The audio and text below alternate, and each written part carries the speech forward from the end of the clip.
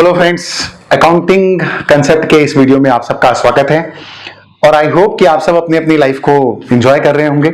और मेरी ये कोशिश है आप सबके लिए कि अकाउंटिंग में जितने भी कंसेप्ट हैं उसके छोटे छोटे वीडियोस के माध्यम से मैं आपको सारी बातें समझा सकूं, अलग अलग वीडियो के माध्यम से। राइट, देखिए इस वीडियो में जो सबसे बड़ा और इंपॉर्टेंट है हमारा जर्नल एंट्री, पूरे अकाउंटिंग का जो बेस है उसके बारे में हम डिस्कशन करने वाले हैं। और उसमें डिस्कशन करने वाले हैं rules of debit and credit. और मैंने आपको अपने फर्स्ट वीडियो में बताया था कि डेबिट क्रेडिट पूरे अकाउंटिंग की दुनिया के दो हीरो है, समझ लीजिए आप, जिसके इर्द गिर्द पूरी अकाउंटिंग की दुनिया घूमते रहती है। और सारी जिंदगी अगर हमको अकाउंटिंग में दो ही काम तो करने हैं, और कौन से होते हैं वो, डेबिट और क्रेडिट। हमेशा डेबिट करना है या क्रेडिट करना है, यही सब अकाउंटिंग में चलता रहेगा। तो इतने इंपॉर्टेंट ये वर्ड है और इतने इंपॉर्टेंट इनका रोल है डेबिट और क्रेडिट का, हम समझते हैं इस वीडियो में कि क्या रूल्स है इसका। दो प्रकार के अप्रोच होते हैं, मैंने आपको फर्स्ट वीडियो में बताया था, ट्रेडिशनल और मॉडर्न। और फर्स्ट वीडियो में मैंने आपको ट्रेडिशनल अप्रोच एक्सप्लेन किया था। तो इस वीडियो में हम सब देखने वाले हैं मॉडर्न अप्रोच। राइट, नाम से तो ऐसा लग रहा है बहुत मॉडर्न होगा, है भी मॉडर्न। देखिए इस अप्रोच में हम क्या करते हैं, हम जितने भी अकाउंट होते हैं उन सबको 5 कैटेगरी में डिवाइड कर देते हैं। अच्छा, इस अप्रोच को हम लोग अकाउंटिंग इक्वेशन बेस्ड अप्रोच भी बोलते हैं। राइट, तो सारे अकाउंट्स को 5 कैटेगरी में डिवाइड कर दिया जाता है। फर्स्ट होता है एसेट्स, सेकंड होता है लायबिलिटी, थर्ड होता है कैपिटल, फोर्थ होता है एक्सपेंसेस और फिफ्थ होता है रेवेन्यू। राइट, 5 कैटेगरी में सारे प्रकार के अकाउंट्स को डिवाइड कर दिया जाता है। अब पहले पांचों का शॉर्ट में एक्सप्लेनेशन देख लेते हैं। भाई एसेट, सबसे पहला एसेट की कैटेगरी में कौन से अकाउंट आएंगे, तो बट ऑब्वियस ही बात है, बिजनेस के जितने भी एसेट हैं, राइट, जिन पर हमारा राइट है, जो हमारा है। लाइक फॉर एग्जांपल, अगर बिजनेस में कैश पड़ा हुआ है तो वो हमारा है, हम उसको यूज कर सकते हैं, तो वो हमारे लिए क्या है, एसेट है। राइट, तो एसेट कैटेगरी में आएगा। अगर आपका बैंक बैलेंस है तो आपका बैलेंस है, आप जब चाहे यूज कर सकते हो, आपकी एसेट है वो। राइट, तो वो भी एसेट कैटेगरी में आएगी। अगर आपने बिजनेस को चलाने के लिए कुछ खरीद रखा है, लाइक आपने बिजनेस को चलाने के लिए मशीन खरीद लिया, मशीन भी तो आपका अपना हो गया बिजनेस का। राइट, और आप उसे यूज भी कर सकते हैं, तो फिर मशीन भी क्या हो जाएगी आपके बिजनेस के लिए, एसेट। बिजनेस को चलाने के लिए आपने सपोज फर्नीचर ले लिया, बिल्डिंग ले लिया, ये सब भी क्या कहलाएगा, एसेट। राइट, तो एसेट की डेफिनेशन में ये सब आएगा। मैंने दूसरे वीडियो में और बहुत अच्छे तरीके से भी एक्सप्लेन किया हुआ है कि किसको हम एसेट किसको लायबिलिटी बोलते हैं, लेकिन इस वीडियो में चूंकि दूसरी बातें ज्यादा एक्सप्लेन करनी है, इसलिए मैं शॉर्ट में ब्रीफ में आपको बता रहा हूं। राइट, तो ये हो गया एसेट का डेफिनेशन, ये सब कुछ आएगा एसेट में। लायबिलिटी में क्या आएगा, सेकंड कैटेगरी। देखिए लायबिलिटी में तो सबसे पहले किसी भी बात का पैसा अगर हमको किसी को देना है तो वो लायबिलिटी के डेफिनेशन में आएगा। फॉर एग्जांपल, मान लीजिए आपने कोई बैंक से लोन ले लिया है तो आपके लिए लायबिलिटी है। सपोज मान लीजिए अगर आपने किसी से क्रेडिट में परचेज किया बिजनेस में, अब आपको आज नहीं तो कल उसको पैसे देने तो पड़ेंगे ही पड़ेंगे, तो वो भी क्या हो गई आपके लिए, लायबिलिटी हो गई। राइट, तो ये सब एग्जांपल हो सकते हैं लायबिलिटी के। किसी भी बात का पैसा अगर आपको बिजनेस में देना है तो वो क्या कहलाएगी, लायबिलिटी कहलाएगी। ऑलराइट, चलिए अब आइए तीसरा, कैपिटल। भाई देखिए अगर बिजनेस को स्टार्ट करना है तो कुछ तो लगाना पड़ेगा आपको अपने पास से पैसे। राइट, क्योंकि आपने सुना ही होगा ना शाहरुख खान का डायलॉग कि कुछ पाने के लिए कुछ खोना पड़ता है, और वैसे ही बिजनेस में कुछ कमाने के लिए कुछ लगाना पड़ता है। ऑलराइट, तो जो कुछ हम बिजनेस में स्टार्टिंग करते समय बिजनेस को ऑपरेट करने के लिए पैसे लगाते हैं, हम उसको क्या बोलते हैं, कैपिटल बोलते हैं। ऑलराइट, तो ये हो जाएगा कैपिटल की कैटेगरी में। इससे रिलेटेड कोई भी ट्रांजैक्शन करेंगे तो कैपिटल की कैटेगरी में आएगा। Now fourth, expenses. जब भी हम बिजनेस को ऑपरेट करने के लिए, रन करने के लिए, मैनेज करने के लिए कोई भी ऐसा पेमेंट कर रहे हैं जो वापस लौट करके नहीं आने वाला है, तो वो क्या कहलाएगा, एक्सपेंसेस कहलाएगा। फॉर एग्जांपल, हमने सैलरी दे दी, पैसा गया, पेमेंट किया, अभी पैसा कभी वापस नहीं आने वाला। इंश्योरेंस हमने पे कर दिया, रेंट हमने पे कर दिया, राइट, टेलीफोन बिल हमने पे कर दिया, इलेक्ट्रिसिटी हमने पे कर दिया, ये सारा कुछ किसकी डेफिनेशन में आएगा, एक्सपेंसेस की डेफिनेशन में आएगा। ऑलराइट, नाउ पांचवा है रेवेन्यू। देखिए बिजनेस हम जो कर रहे हैं तो कुछ तो हमको मिलेगा भी, सारी जिंदगी लगाते ही थोड़ी रहेंगे हम लोग, कुछ तो मिलेगा भी। तो जो पैसा मिलेगा हमको जैसे अगर हम गुड्स को सेल कर रहे हैं तो सेल करने से पैसा मिलेगा, हम सर्विसेज अगर रेंडर कर रहे हैं तो सर्विसेज के रेंडर करने से पैसा मिलेगा, हमको कई बार इंटरेस्ट की इनकम मिल सकती है, रेंट की इनकम भी हमको मिल सकती है हमारी बिल्डिंग से। तो ये सब कुछ क्या कहलाएगा, हमारा रेवेन्यू कहलाएगा। ऑलराइट, तो सबसे पहला सारे अकाउंट्स को 5 कैटेगरी में हमने डिवाइड कर दिया। ऑलराइट, अब देखिए, अब 5 कैटेगरी में डिवाइड करने के बाद इन कैटेगरीज के रूल्स हैं कि कब इन कैटेगरीज के अंदर आने वाले अकाउंट डेबिट होंगे और कब क्रेडिट होंगे। तो अब इसको समझने के लिए 2 तरीके से देखते हैं। सबसे पहले कैटेगरी में लेते हैं एसेट में और एक्सपेंसेस। एसेट और एक्सपेंसेस को रखते हैं एक कैटेगरी में, क्योंकि दोनों का नेचर सेम है।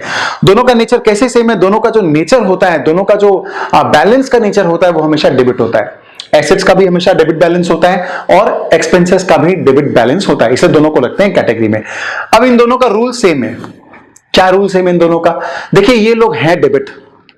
अब अगर इसमें कुछ भी इंक्रीज होगा, कोई भी ट्रांजैक्शन अगर हम करेंगे तो उस ट्रांजैक्शन की वजह से अगर एसेट या एक्सपेंसेस में कुछ भी इंक्रीज हो रहा है, राइट, तो हम क्या करेंगे, डेबिट करेंगे। क्यों, क्योंकि ये डेबिट ही तो है। अब अगर इसमें इंक्रीज करना है तो और क्या करना पड़ेगा भाई, और डेबिट करना पड़ेगा। डेबिट है, उसको और बढ़ाना है तो डेबिट ही तो करना पड़ेगा, राइट। तो इंक्रीज अगर हुआ तो डेबिट होगा, तो डेबिट द इंक्रीज। और अगर मान लीजिए बिजनेस में कोई भी ऐसा ट्रांजैक्शन हुआ जिसकी वजह से ये कम हो रहा है, राइट, तो डेबिट बैलेंस है इसका, कम हो रहा है तो अपोजिट करना पड़ेगा। इसका मतलब क्या करना पड़ेगा, क्रेडिट करना पड़ेगा। तो हम ये बोल सकते हैं कि क्रेडिट द डिक्रीज, राइट। तो ये रूल्स हो जाएगा आपका किसके लिए एप्लीकेबल, एसेट के लिए और एक्सपेंसेस के लिए ये रूल हो जाएगा एप्लीकेबल। ऑलराइट, अब आते हैं हम लायबिलिटीज पर, क्रेडिटर्स पर और रेवेन्यू। इन तीनों के ऊपर सेम रूल एप्लीकेबल होगा। क्यों, क्योंकि इन तीनों का नेचर होता है क्रेडिट। लायबिलिटी, कैपिटल और रेवेन्यू, ये तीनों का नेचर जो होता है बेसिक, इनका जो बैलेंस होता है वो आमतौर पर मोस्टली क्रेडिट ही होता है। अब देखिए ये है क्रेडिट वाले लोग। अगर इसमें कुछ भी इंक्रीज होगा, किसी भी ट्रांजैक्शन के दौरान कुछ भी अगर इंक्रीज होगा तो हम इसको क्या करेंगे, हम इसको क्रेडिट करेंगे, क्योंकि क्रेडिट है और इंक्रीज करना है तो भाई क्रेडिट ही करो, और राइट। और अगर कुछ भी डिक्रीज हुआ तो फिर क्या करना पड़ेगा, अपोजिट करना पड़ेगा। क्या करना पड़ेगा, डेबिट करना पड़ेगा। तो इसका रूल ये हुआ कि credit the increase and debit the decrease, ये इसका हो गया रूल, राइट। तो ये हो गया rules of debit and credit. अब देखिए, जब भी हम कोई क्वेश्चन सॉल्व करते हैं, किसी भी क्वेश्चन में जब हमको पहचानना होता है कि डेबिट और क्रेडिट कौन कौन से अकाउंट होंगे, कौन डेबिट होगा कौन क्रेडिट होगा, जर्नल एंट्री पास करनी है, तो हमको 3 स्टेप में सोचना पड़ता है। बोलिए कितने स्टेप में सोचना पड़ता है, 3 स्टेप में, राइट। स्टेप नंबर 1 हमेशा ये सोचोगे आपकी कौन से 2 अकाउंट इसमें अफेक्ट हुए। कोई भी ट्रांजैक्शन आप जब पढ़ोगे तो सबसे पहले ये देखोगे कि कौन से 2 अकाउंट अफेक्ट हुए हैं, राइट। अब वो स्टेप नंबर 2 कि वो जो 2 अकाउंट अफेक्ट हुए हैं वो कौन सी कैटेगरी में आते हैं, वे कौन सी कैटेगरी के हैं, एसेट के हैं, लायबिलिटी के हैं, कैपिटल के हैं, एसेट के हैं कि एक्सपेंसेस के हैं कि रेवेन्यू के हैं, इनमें से कौन सी कैटेगरी का है। अब जिस भी कैटेगरी का वो अकाउंट होगा तो वो ट्रांजैक्शन में जो कुछ भी हुआ इंक्रीज और डिक्रीज उसके हिसाब से उसका रूल लगा दो। ये होगा step number 3, apply the rule, right. तो ये रूल अप्लाई करने के बाद आपको समझ में आ जाएगा कि वो अकाउंट डेबिट होना है या वो अकाउंट क्रेडिट होना है। तो बहुत सिंपल सी बात है ये, आपको 3 स्टेप में सॉल्व करना है किसी भी क्वेश्चंस को, रूल आपको ये लगाना है और आपसे हर क्वेश्चन बन जाएगा इस मॉडर्न अप्रोच के द्वारा, राइट। एग्जाम्पल के लिए हम एक छोटा सा क्वेश्चन लेते हैं, 4-5 ट्रांजैक्शन लेते हैं और उसमें समझने की कोशिश करते हैं कि हमको क्या करना है, राइट। तो पहला ट्रांजैक्शन जो मैं आपको पढ़ करके बताने वाला हूं, आपके सामने तो स्क्रीन पर है, मैं देख करके कहता हूं कि रोहन नाम का कोई था, उसने स्टार्ट किया बिजनेस विद कैश। पहला transaction, Rohan started business with cash. अब देखिए ये ट्रांजैक्शन आप जैसे ही पढ़ेंगे, सबसे पहले स्टेप नंबर 1, कौन से 2 अकाउंट अफेक्ट हो रहे हैं। रोहन ने कैश के साथ बिजनेस स्टार्ट किया। अब आप फील कीजिए बिजनेस में कैश आ रहा है, राइट। कौन दे रहा है, रोहन दे रहा है। क्यों दे रहा है, कैपिटल लगा रहा है वो बिजनेस को स्टार्ट करने के लिए। तो पहला अकाउंट जो अफेक्ट हो रहा है वो कौन है, कैश, और दूसरा कौन सा अफेक्ट हो रहा है, कैपिटल। अब स्टेप नंबर 2, भाई कौन सी कैटेगरी के ये दोनों, कैश और कैपिटल। तो कैश कौन सी कैटेगरी का है, कैश आपने देखा था कि एसेट कैटेगरी का है, राइट। अब इसके ऊपर स्टेप नंबर 3 अप्लाई कर दीजिए रूल। अगर ये एसेट कैटेगरी का है, अब हमारे पास कैश आ रहा है बिजनेस में तो इंक्रीज हो रहा है, और अगर इंक्रीज होगा एसेट तो हम उसको क्या करते हैं, डेबिट करते हैं।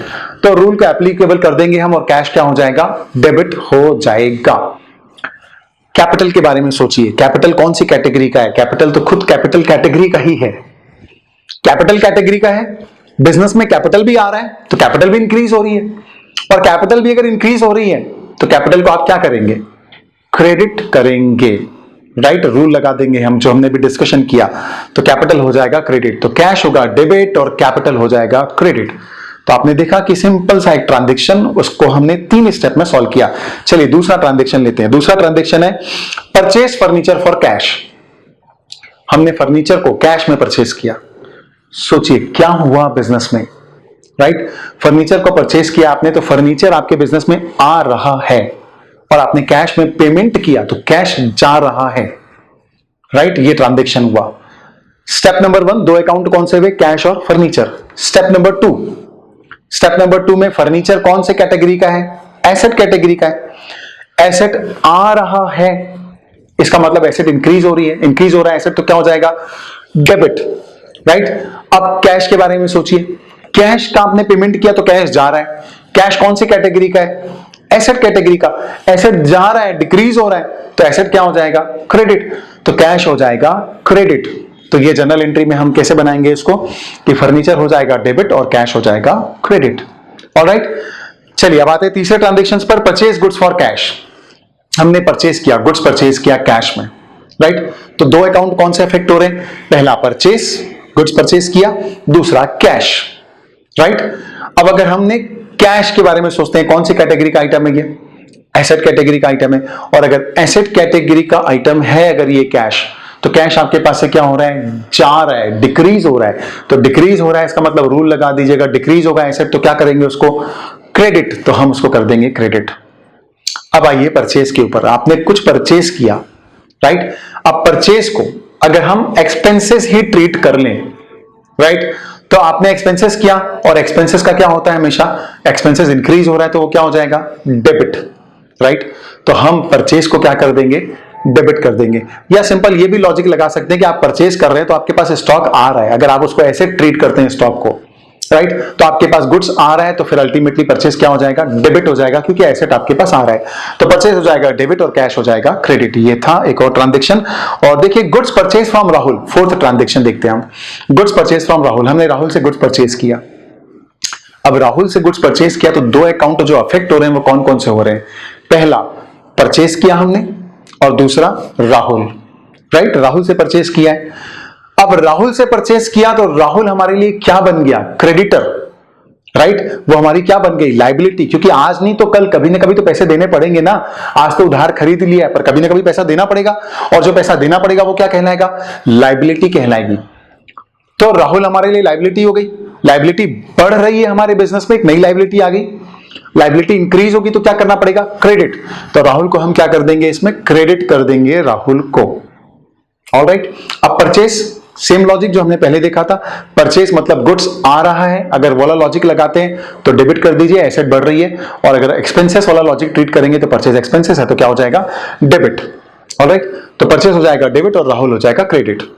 और लास्ट 5th ट्रांजैक्शन एक ले लेते हैं, और पेड सैलरी। हमने सैलरी पे किया। देखिए सैलरी पे किया कैश में, तो फिर कौन से 2 अकाउंट अफेक्ट हो रहे हैं? कैश और सैलरी। कैश कौन सा कैटेगरी का अकाउंट है? एसेट कैटेगरी का अकाउंट है। कैश में आप दे रहे हैं तो कैश जा रहा है बिजनेस से, कैश डिक्रीज हो रहा है। कैश अगर डिक्रीज हो रहा है तो कैश क्या हो जाएगा? क्रेडिट हो जाएगा, एसेट अगर डिक्रीज हो रहा है तो। और सैलरी कौन सी कैटेगरी का आइटम है? एक्सपेंसेस कैटेगरी का। एक्सपेंसेस, सैलरी हो रहा है, सैलरी बढ़ रहा है, इसका मतलब एक्सपेंसेस बढ़ रहे हैं, तो क्या हो जाएगा? डेबिट हो जाएगा। तो सैलरी हो जाएगा डेबिट और कैश हो जाएगा क्रेडिट। तो आई होप कि मैंने आपको जो एक्सप्लेन किया है, ये मॉडर्न अप्रोच, मतलब सारे अकाउंट्स को 5 कैटेगरी में बांटना और उसके बाद 3 स्टेप में सोचना, राइट? स्टेप नंबर 1 कौन से 2 अकाउंट अफेक्ट हुए, स्टेप नंबर 2 कौन सी कैटेगरी के है वो, और third apply the rules. Rule apply कर दीजिए, और रूल बहुत सिंपल सा है। एक्सपेंसेस और एसेट के लिए सेम रूल है, debit the increase and credit the decrease, right?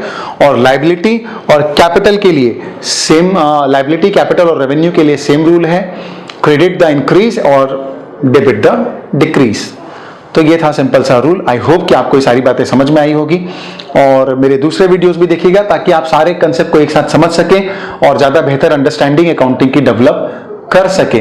और इसी अप्रोच से आप ऐसे ही हम किसी और वीडियोस में क्वेश्चन भी सॉल्व करेंगे जो आपके लिए और बेहतर साबित होंगे। Thank you.